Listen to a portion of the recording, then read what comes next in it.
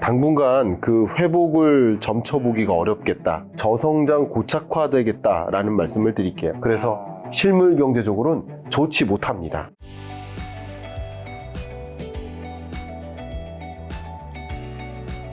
교수님 오랜만에 나와주셨는데, 자, 오늘 이제 FOMC 얘기도 하겠지만, 우선은 이번에 또 신간 책도 내셨죠. 피벗 시대 2025년 경제 전망. 네. 벌써 이제 내년을 이제 전망할 시간도 되었는데요. 일단은 글로벌 및 한국 경제 전망할 시간으로 2020년, 24년 경제를 한번 해고해 준다면요. 2020에서 24년은 5년이죠. 네. 벌써 코로나19 닥친 지 5년이 됐는데 우당탕탕하는 5년이었다. 이렇게 좀 표현을 해보고요. 코로나19라는 충격도 어마어마했고 역시 그 이후에 양적 완화와 그것으로 인한 정말 강한 자산시장의 반등, 자본시장의 흐름, 폭등 이런 현상, 그리고 22년 러우 전쟁이 있었고 초인플레이션 41년 만에 최고치에 달하는 고물가 다시 등장했고 또 그 고물가를 이겨내기 위해서 빅스텝, 자이언트 스텝을 연거푸했던 이른바 초긴축의 시대가 있었습니다. 그러니까 고물가, 고금리 또 그것으로 인한 경기 둔화 이런 것들이 계속 하방 압력을 줬었던 그런 경제 2020년에서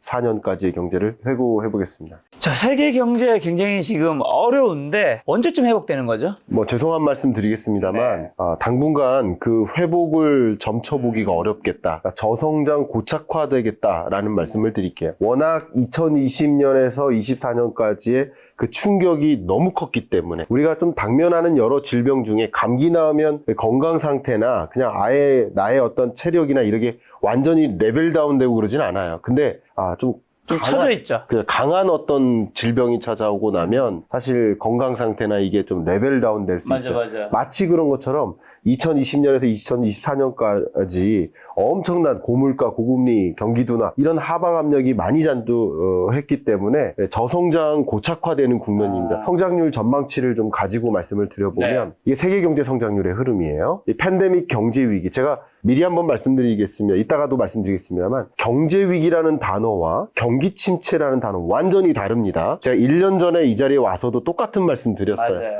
팬데믹 경제 위기, 2020년에 경제 성장률이 V자로 움푹 패이는 게 경제 위기예요. 위기죠. 그리고 23년 경제 어렵습니다. 리세션이라고 제가 말씀드렸고 24년 경제 어렵습니다. 그리고 25년 경제도 어려워요. 이런 경제를 우리 L자형 경기 둔화, 경기 침체 이렇게 볼 수 있겠습니다. 이게 경기 침체의 정의가 좀 분분한데 연간 성장률을 기준으로, 그러니까 분기별 성장률 말고요. 연간 성장률을 가지고 보통 표현할 때는 그 세계 경제의 잠재 성장률이 있어요. 10년 동안의 평년 성장률이 있어요. 그게 3.7%였는데 이제 3.7%를 아예 밑돈 채 3.3, 3.2, 3.3%로 성장률이 낮은 성장률을 계속 L자형으로 늘어지게 가는 거, 롱테일에 이런 걸 경기 둔화죠. 그래서 2024년, 25년 경제, 세계 경제가 그냥 저성장이라는 고리에 빠져버리는, 늪에서 당장 나오기가 어려운, 그리고 그 고금리 24년 상반기까지 도입했던, 미국을 기준으로는 9월까지 유지했던 그 고금리의 역습은 이제부터 시작되는 거예요. 원래 후행적으로 작용합니다. 그런 것들이 작용되면서 금리 인하했는데도 당장 경제가 회복되지 않는 25년의 경제도 저성장 고착화된다, 이렇게 의견을 드리겠습니다. 여전히 이제 저성장이라는 건데, 이제 교수님이 사실 요 책이 이제 시리즈잖아요. 계속 매년마다 내고 계신데, 2023년에는 그 해를 상흔점을 표현하셨고, 2024년 올해는 내피점을 표현하셨는데, 그럼 2025년은요? 네. 뭐예요? 키워드가? 제가 뭐 상흔점, 내핍점 다 기억에 남는 단어인데 내핍이라는 단어는 특히 기억에 남습니다. 모두가 가난해진다라고 의견을 드렸던, 그게 가난함을 인내해야 된다. 인내할래? 궁핍할핍. 상흔점, 올해 경제를 상흔점. 상처는 치유될지 모르지만 물가 상승률이 2%로 돌아오잖아요. 상처는 치유될지 모르지만 고금리에서 좀 내려오잖아요. 치유될지 모르지만 상처의 흔적이 남는다.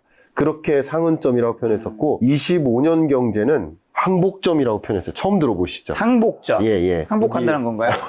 항복점이라 약간 비슷한 개념인데 항복점은 뭐냐면요. 이렇게 표현하겠습니다. 여기 물건이 있어요. 나뭇가지라고 생각해 볼게요. 이거를 힘을 줘요. 그 구부러지죠.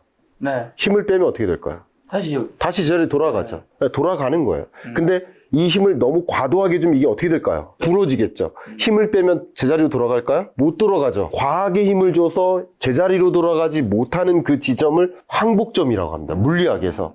그 용어를 가지고 와서 비유적으로 설명을 드렸는데, 이 2020년에서 24년까지 너무나 우당탕탕하는 일들을 겪었고 그 충격이 너무나 컸기 때문에 다시 제자리로 돌아가지 못하고 저성장 고착화가 돼버리는 예전의 공식으로는 2025년의 경제를 대응하지 못하는 전혀 다른 공식을 우리는 대입해야 되는 그런 모습을 저는 항복점으로 2025년을 정의해봤습니다. 단어만 들어도 내년 경제가 굉장히 좀 쉽지 않을 것 같다는 생각이 드는데 앞으로 세계 경제의 가장 큰 변수는 지금 이제 뭐가 있을까요? 당장 떠오르는 건 당연히 11월에 네. 미 대선. 그렇죠. 네. 미 대선도 있고 전쟁이죠. 전쟁 안 끝났죠. 네, 그래서 이 지정학적 불안, 게 저뿐만 아니라 이제 국제 경제 관련 국제 기구들이 예를 들어 IMF나 OECD나 월드뱅크나 BIS나 여러 기관들이 공통적으로 표현한 것 중에 하나가 바로 지정학적 리스크고, 월드뱅크나 IMF 같은 경우는 그런 현상을 지경학적 분절화라고 표현했어요. 굉장히 어려운 표현인데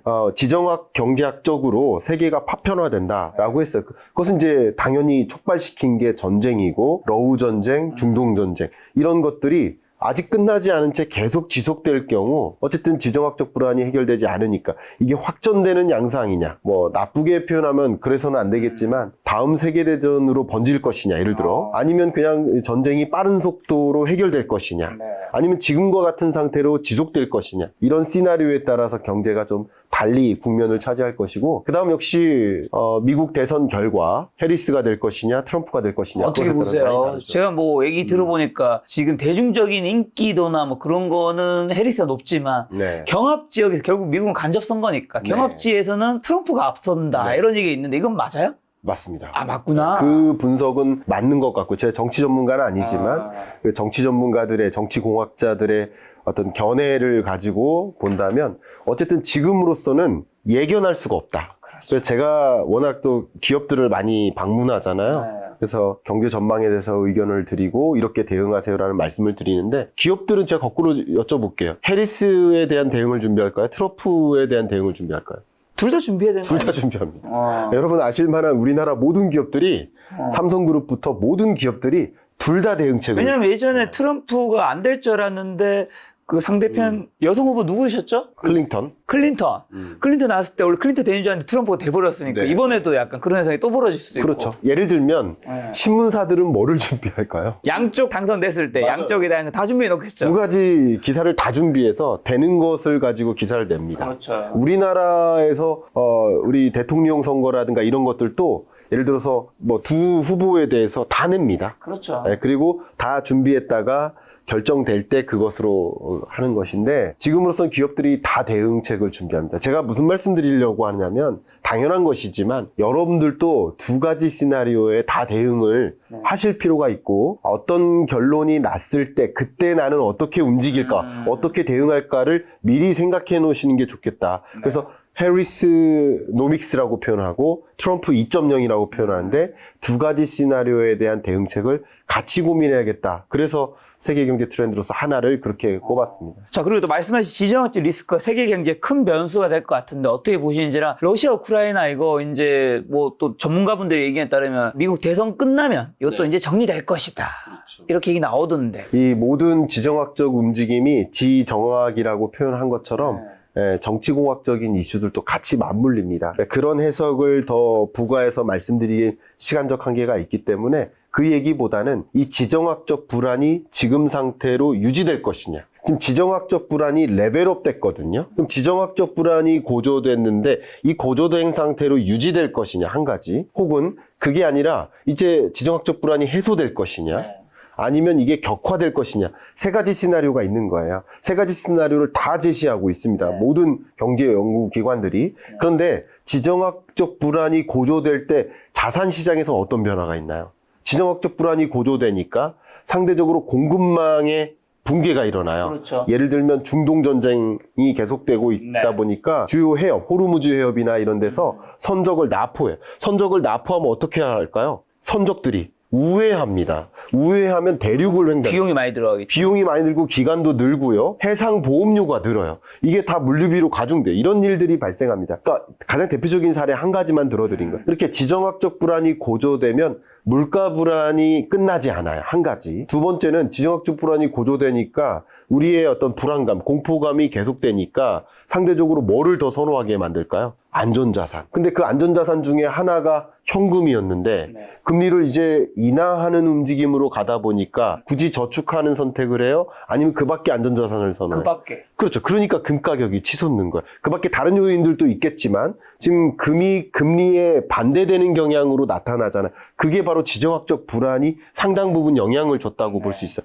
이렇게 지정학적 불안이 얼마나 고조되느냐 아니냐에 따라서 경제적으로는 다른 영향을 줄 것이고요. 만약에 뭐 트럼프는 내가 당선이 되면 그 다음날 전쟁을 멈추겠다는 식으로 공약처럼 발표를 하고 있는데 만약에 어쨌든 누가 당선이 되든 전쟁이 빠른 속도로 중단되면 어떤 산업이 굉장히 크게 부상할까요? 재건. 그렇죠. 재건, 복구 산업. 반대로 지정학적 불안이 고조되는 경향이면 방산입니다. 제가 그래서 K방산을 여기다 소개한 겁니다. 왜냐면 여러분 총 사본 적 있어요? 어릴 때 장난감. 장난감 총만. 진짜 총은 안 사죠. 못 사죠. 총은 누가 사요? 정부가 사는 거예요. 그렇죠. 주로 세계 주요국 정부가 국방 예산을 올려잡아요. 지정학적 불안이 고조될수록. 그러니까 방위 산업의 사이즈가 커지는 거예요. 세계 국방 예산의 사이즈를 다 합하면 글로벌 방위 산업의 사이즈가 됩니다.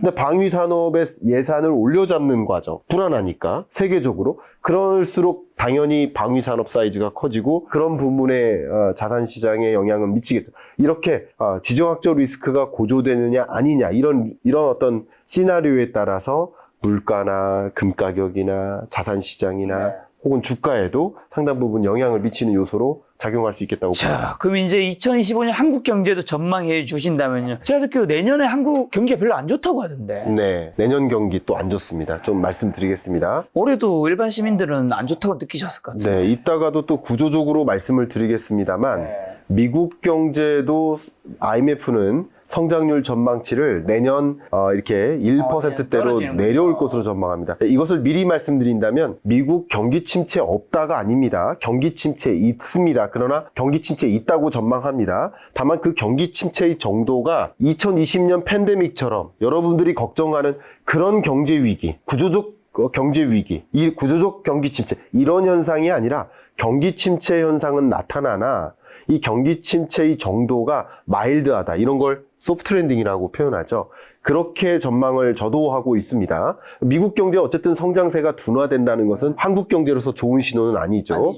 또 중국 경제도 봐야 됩니다. 중국 경제 성장률도 올해보다 내년 성장률을 더 낮게 보고 있습니다. IMF든 다른 국제기구들도 이런 것들을 감안해 보면 한국 경제 성장률도 그 밖에 다른 요소들도 있겠지만 요약적으로 말씀드리면 2020년 팬데믹 경제 위기 이때 우리는 역성장을 했어요. 역성장하는 게 경제 위기예요. 그리고 다시 한번 강조하겠습니다만 23년 제가 모두가 가난해진다라고 전망했을 때 리세션 말씀드렸을 때 이 1.4% 23년 성장률이 우리나라의 경제 위기 4번 1980년 경제 위기 그때 안 계셨죠? 네, 20년 전에. 아예 안 계셨을 때. 82년. 그러면 김 작가님 생애 동안 경험한 경제 위기는 IMF 외환 위기 1998년. 그리고 2008년 글로벌 금융위기, 2020년 팬데믹 경제. 세 번입니다. 그 세 번 동안의 한국 경제 성장률 0.8% 글로벌 금융위기 때, 그리고 IMF 외환위기 때 마이너스 5.1%, 그리고 팬데믹 경제 위기 때 보시는 것처럼 마이너스 0.7%. 세 번의 경제 위기를 제외해 놓고 보면 23년 성장률이 제일 낮아요. 이게 경기 침체입니다. 경제 위기까지는 아니에요.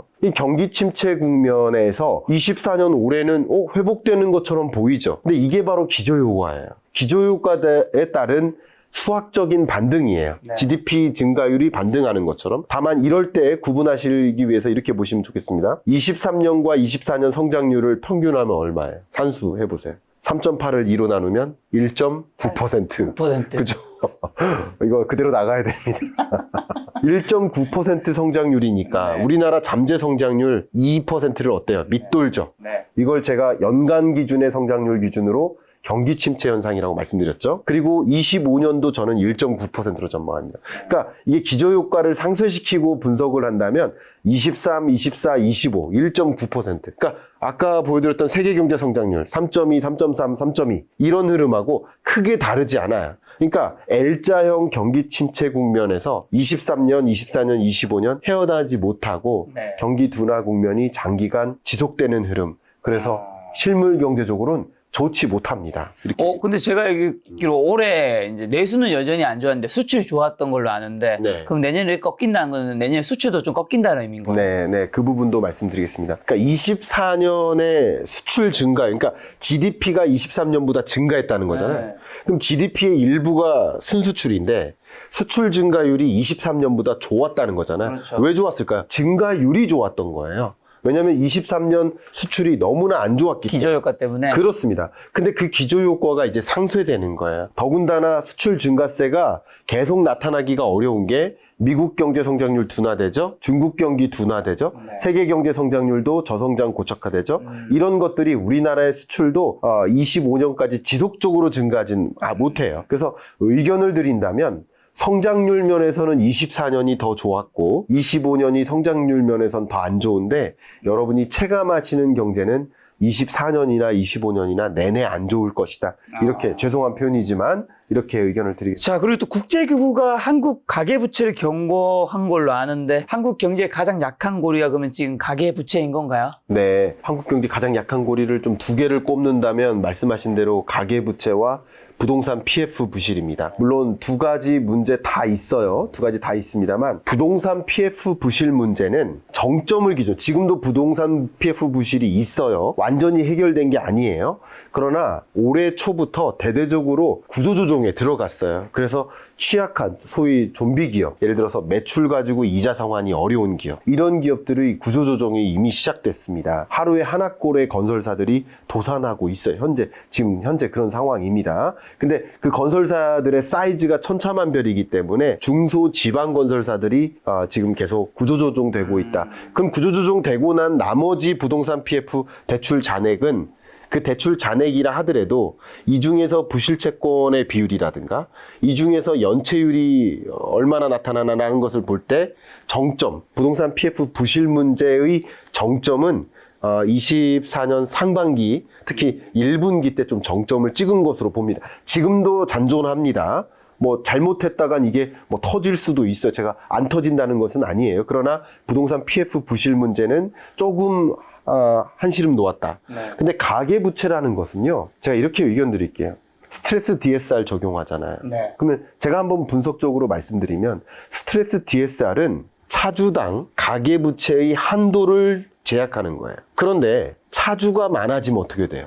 1차주당 1억씩 빌린다고 가정해 볼게요. 네. 근데 종전엔 1억씩 빌릴 수 있었는데 이제 1억이 아니라 9,500만 원 빌릴 수 있게 된 거예요. 예를 들면. 근데 그렇다고 해서 차주가 많아지면 어떻게 돼요? 부담이 되죠. 가계부채 규모는 커지죠. 계속 늘어나는 거예요. 네. 제가 이 부분을 조금 이따가 부동산 전망할 때 또 말씀드리겠습니다만 네. 차주가 늘어납니다. 차주. 그러니까 차주당 가계부채 규모는 제약적으로 이렇게 통제하려고 하지만 금융규제를 통해서 그러나 차주 수가 늘어나는 경향이 무시 못하고 왜냐하면 이게 좋은 표현은 아니지만 여러분 금리는 대출 상품을 이용하는 가격이에요. 예를 들어서 정수기 이용하면 렌탈료 내죠. 그렇죠. 근데 렌탈료가 싸지면 정수기 더 쓰고 싶죠. 네. 가격에 이렇게 탄력적으로 적용되는 사례예요. 네. 그러니까 금리가 떨어진다는 것은 대출 상품의 가격이 떨어지는 거예요. 쉽게 말하면 대출 상품을 이용하는 태도가 더 긍정적이 돼요. 그렇죠. 매력적이 돼요. 네. 그럼 차주 수가 늘어나요. 그래서 가계부채 규모는 더 늘어날 수 있습니다. 한 가지고요. 두 번째, 이건 좀 더 구체적으로 설명해야 되는데 스트레스 DSR의 구조 중에서 한 명당 소득 대비, DSR이니까 소득 대비 얼만큼 대출할 수 있다라는 한도를 적용하는 건데 여기에 가산금리를 적용해서 가산금리를 적용하면 원리금 상환액이 어떻게 돼요? 많아지겠죠. 그러면 소득 가지고 같은 소득 가지고 원리금 상환액이 가산금리를 적용하면 더 많아지니까 대출 한도가 제약되는 거죠. 이 스트레스 DSR은 많은 분들이 좀 착각하시는 경우도 있는데 금리를 떨어뜨리는 게 아닙니다. 대출 한도를 가산금리를 적용해서 한도를 조정하는 거예요. 근데 가산금리를 적용해도 기준금리의 인하와 그것으로 인한 시중금리 하락이 같이 상쇄되면 가산금리를 적용한다 한들 여전히 대출 한도는 유지될 수 있습니다. 스트레스 DSR의 구조를 한번 생각해 보세요. 그러니까 쉽게 말하면 욕조에 뜨거운 물을 넣으면 뜨거워서 못 들어갈 것 같지만 찬물도 동시에 넣는다면 들어갈 수 있는 거예요. 약간 이런 느낌으로 가산금리를 추가적으로 적용해서 3단계까지 적용한다 하더라도 기준금리 인하의 흐름이 유지되고 그것이 시중금리를 떨어뜨리는 기조로 가게 되면 가계대출 한도를 제약하는 효과가 무색해집니다. 물론 그것에 따라서 또 어떤 강한 금융규제를 도입할지 모르지만 현재까지 계획하고 있는 스트레스 DSR 구조상 가산금리 적용보다 시중금리 하락폭이 더 클 수 있습니다. 그러니까 이런 것들도 결과적으로는 가계부채 규모는 늘어날 수 있고요.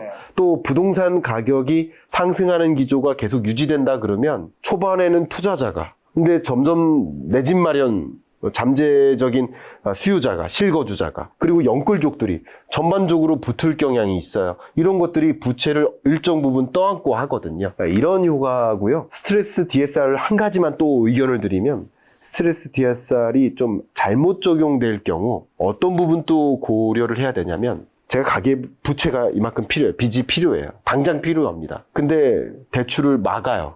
김 작가님이 안 빌려준대요. 딴 데서. 그럼 저 딴 데로 가야 돼요. 제2금융이나. 그렇습니다. 이게 1금융권에 더 강한 규제를 도입하고 있거든요. 근데 2금융권 혹은 신용대출, 카드대출, 보험상품을 이용한 대출 이런 영역을 또 심지어는 4금융까지 다 하나하나 통제하지 못하고 이쪽을 막으면 이쪽이 부풀어로 이쪽을 막으면 이쪽이 부풀어 이걸 풍선요구라고 하죠.